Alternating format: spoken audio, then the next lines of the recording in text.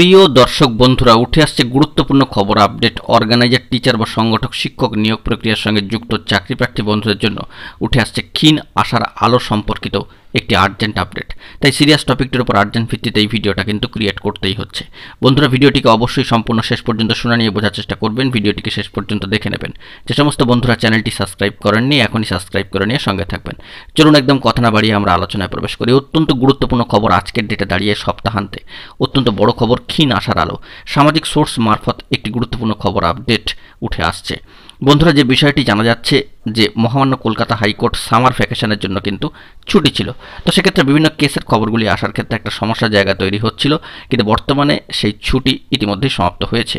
আশা করা যাচ্ছে case related বিভিন্ন খবরাখবর এবং মিটিং সংক্রান্ত, অর্থাৎ কেস রিলেটেড মিটিং সংক্রান্ত বিষয় কোনো ধরনের খবরাখবর কিন্তু উঠে আসতে পারে।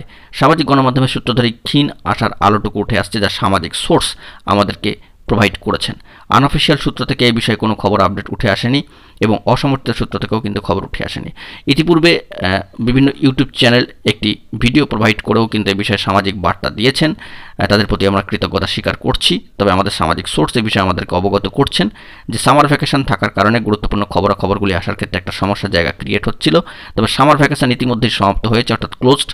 নতুন করে কোর্ট খুলছে, গুরুত্বপূর্ণ কেসের আপডেট ও কোর্টের যে সমস্ত খবর আপডেটগুলি আছে তা একটু একটু করে কিন্তু উঠে আসতে পারে। এরকমই ক্ষীণ আশার আরও এই ধরনের বার্তা তারা কিন্তু দিচ্ছেন। তবে সামাজিক গণমাধ্যমের সূত্র ধরে সামাজিক সোর্স এ বিষয়ে বার্তা দিলেও আমরা চেষ্টা করছি গুরুত্বপূর্ণ আপডেটগুলি সংগ্রহ করার জন্য এবং এ বিষয়ে ফোকাস রাখার জন্য। বিভিন্ন সংগঠনের কেস রিলেটেড কোনো গুরুত্বপূর্ণ তথ্য আপডেট থাকলে আপনাদের মাঝখানে প্রোভাইড করব।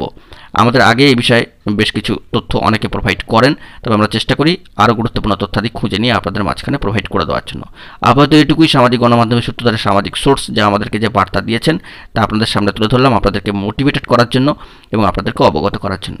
পরবর্তী ক্ষেত্রে খবর থাকলে অবশ্যই প্রোভাইড করব। বন্ধুরা, এখন এই পর্যন্ত গুরুত্বপূর্ণ আপডেটগুলি পাওয়ার জন্য চ্যানেলটিকে এখনই সাবস্ক্রাইব করে নিয়ে সঙ্গে থাকুন। ধন্যবাদ।